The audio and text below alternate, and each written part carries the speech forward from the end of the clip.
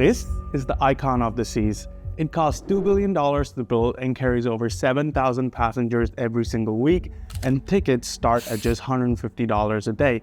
But here's the crazy part.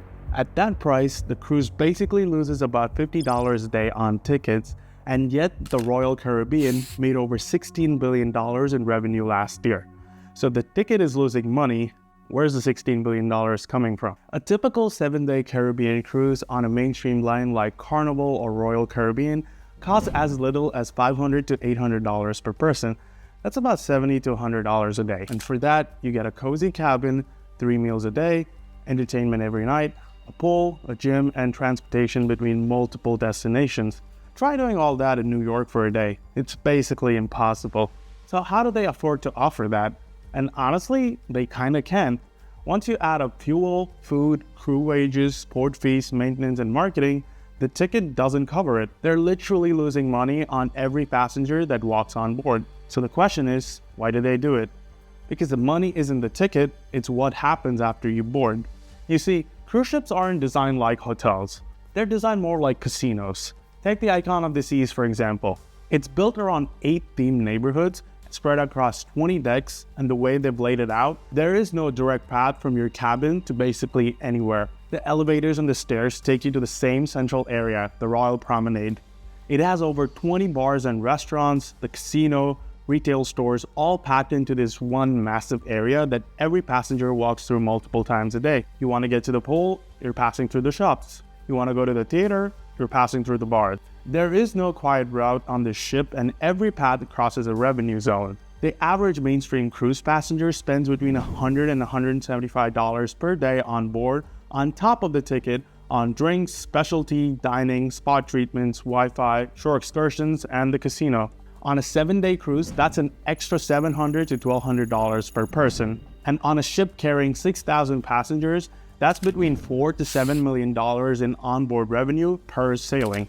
The Royal Caribbean alone pulled in $5.4 billion in onboard revenue in 2025. And the margins are insane. A margarita at the Bionic Bar is $14 and cost them just about $1.50. And dinner at Chop Grill, the steakhouse on board, costs $70 per person for a filet mignon and a lobster tail, and it cost them just $15.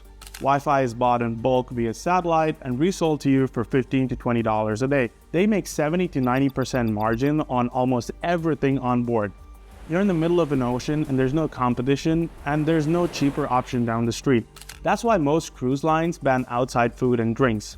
Every bottle of water you bring from home is one they can sell to you for $5. And then there's the casino. On land, they're heavily regulated, but at sea, they got a different set of rules. Once a ship hits international waters, it's under the flag states laws, not US gambling regulations, which means looser rules, higher house edges, and fewer protection for the players. And Royal Caribbean's casino revenue alone was over $600 million last year. Speaking of which, if you've ever been on a cruise, I'm curious, how much do you actually spend on board?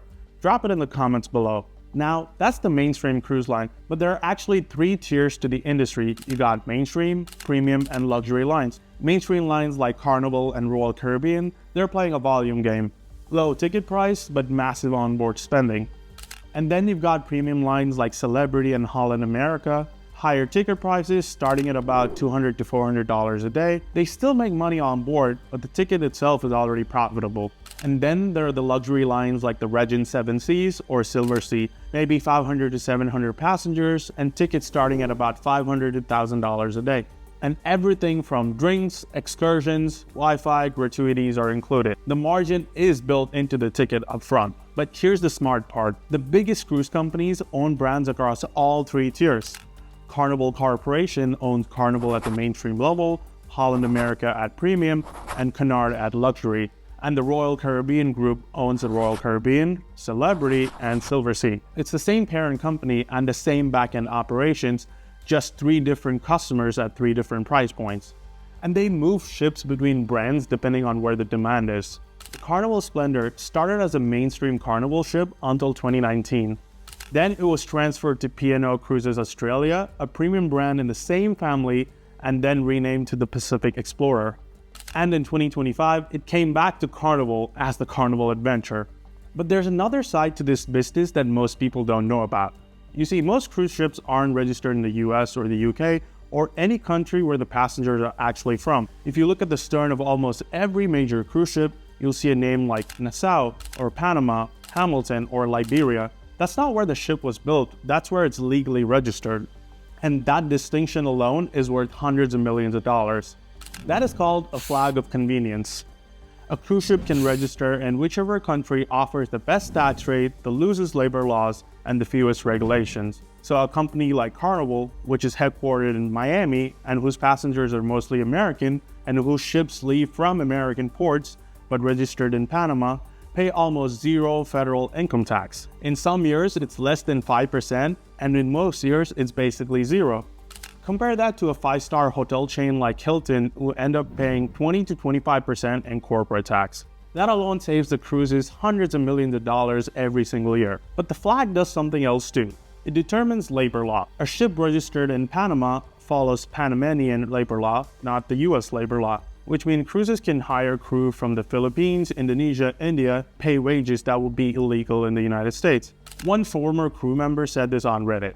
His base pay was around $500 to $800 a month, and he had to work 12 to 14-hour shifts 7 days a week. And this was for 6 months straight. He had to live in a room with 4 bunks and sometimes had no AC. And the thing is, this applies across all 3 tiers. Even on a luxury cruise where you're paying $1,000 a day, the crew serving you champagne is likely on the same wages as the crew as the mainstream Carnival ship. But how much more expensive is it to operate under US law? Norwegian's Pride of America, the only major US flag cruise ship, costs around $1 to $1.5 million per day to operate. A similar Panama flagship, only $400,000 to $600,000. That's the difference the flag makes. Crew costs make up to 25 to 35% of a cruise line's operating expenses. By flagging in Panama instead of the US, cruise lines save an estimated $150 to $250 million per year. And it's all completely legal. So between the onboard revenue and the cost savings from the flag, these companies are making money from every angle. But there's one thing that makes this crazy business work. That's the fact that these ships never stop moving. A cruise ship sitting idle in port is losing $50,000 every single hour. The fuel costs, the crew wages, and maintenance don't stop because the passengers aren't there. So cruise lines have engineered the entire operation around one single goal: zero downtime. And the craziest example of this is turnaround day. This is the day between cruises. One group of passengers get off and the new group gets on. And it all happens in less than 12 hours. At 6 a.m., the Carnival celebration docks at Port Miami. While passengers are still waking up, their luggage is already being hauled off the ship. At the same time, trash is being removed, fuel is being pumped on board, and food is being loaded. We're talking about 70,000 eggs, 3,000 gallons of soda, 15,000 pounds of potatoes, all loaded in a matter of hours. By 10:30 a.m., all passengers are gone. Then hundreds of housekeepers move through the entire ship, cleaning all 3,000 cabins in about 3 hours. By 1 p.m., the new passengers start boarding, and by 5 p.m., the ship is gone again. Less than 12 hours from docking to departure. And it does this every single week, 52 weeks a year. But even turnaround day isn't the smartest part. The smartest part is what happens when the seasons change. You see, from November to April, the Caribbean is the hot market and caters to Americans and Canadians wanting to escape the cold. But from May to October, it's Europe and Alaska. So every spring, cruise lines need to move their entire fleet from the Caribbean to Europe. And instead of sailing those ships landing empty, they sell the trip. These are called repositioning cruises. One-way trips from places like Miami to Barcelona for 10 to 14 days are sold at a massive discount. I mean, the ship was moving anyway, now it's making money while it moves. A repositioning cruise from Miami to Barcelona goes for as low as $36 a night. To compare, a regular 7-night European cruise on the same line costs $200 a night. So if you're looking to snag some cheap tickets to Europe, now's your chance. And that's the economics of cruise ships. If you find this interesting, subscribe and I'll see you on the next one.